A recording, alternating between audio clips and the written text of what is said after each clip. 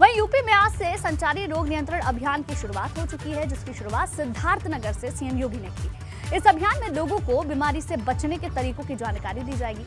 अच्छी बात यह है कि इस अभियान की शुरुआत अलग अलग जिलों में अलग अलग मंत्री कर रहे हैं। तो संचारी रोग नियंत्रण किस तरीके से लोग सतर्क रह सकते हैं, बीमारियों से खुद को बचा सकते हैं, इसके लिए एक अभियान चलाया जा रहा है, जिसकी शुरुआत खुद योगी आदित्यनाथ ने सिद्धार्थनगर से की है। इसके अलावा अलग अलग जिलों में इसकी शुरुआत अलग अलग मंत्री करेंगे। प्रधानमंत्री मोदी जी के नेतृत्व में हम लोगों ने न केवल फाइलेरिया बल्कि ट्यूबरक्लोसिस को भी पूरी तरह समाप्त करने का एक संकल्प ले लिया है कि अब इन प्रकार की बीमारियों को कहीं भी हम टिकने नहीं देंगे, उत्तर प्रदेश की धरती पर टिकने नहीं देंगे।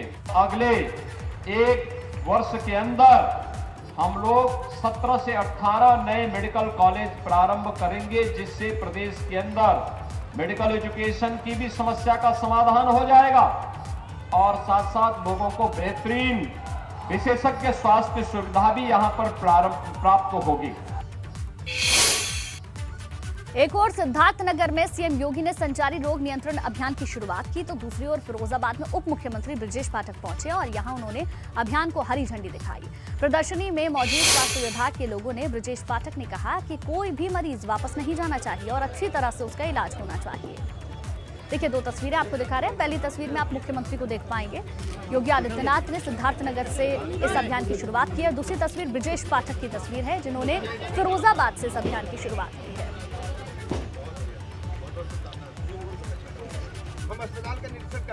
तो संचारी रोग नियंत्रण अभियान की शुरुआत की गई है, जिसमें कि लोगों को सतर्क रहने के लिए, बीमारियों से बचाव के लिए बताया जा रहा है।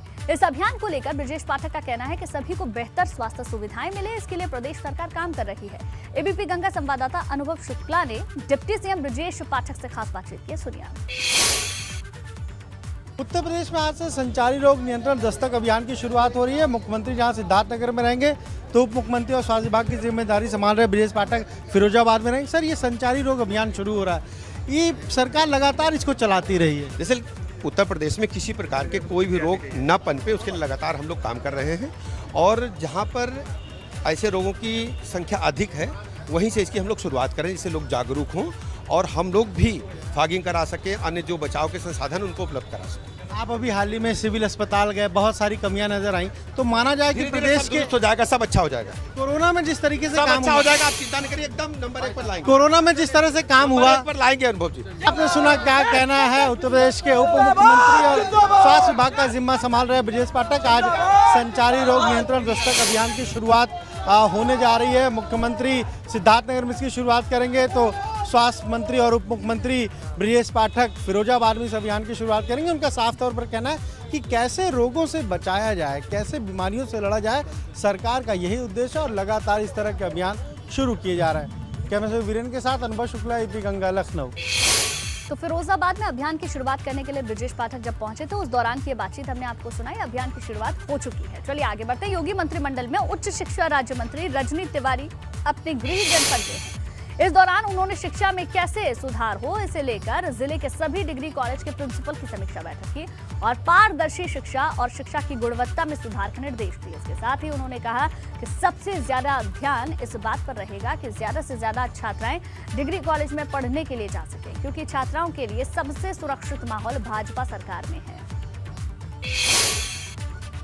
गवर्नमेंट के कॉलेज, एडेड कॉलेज के प्रिंसिपल को मैंने बुलाया था, इनको मैंने बुलाया था, इनसे मैंने जानकारी ली कि आपके यहाँ कॉलेज कैसे चल रहे हैं, बेहतर चल रहे हैं तो और बेहतर कैसे किया जा सकता है, आपके यहाँ इंफ्रास्ट्रक्चर कैसा है, इन सब चीज़ों की जानकारी के लिए मैंने उनको बुलाया था। कल मीडिया के कुछ लोगों ने मुझसे बोला था कि शिक्षकों की नियुक्तियाँ नहीं हैं, इसके बारे में मैंने उनसे पूछा कि आपके यहाँ क्या हुआ, तो उन्होंने मुझको बताया कि हमारे यहाँ शिक्षकों की नियुक्तियाँ हुई हैं। इसी तरह की जानकारी के लिए मैंने बैठक बुलाई थी।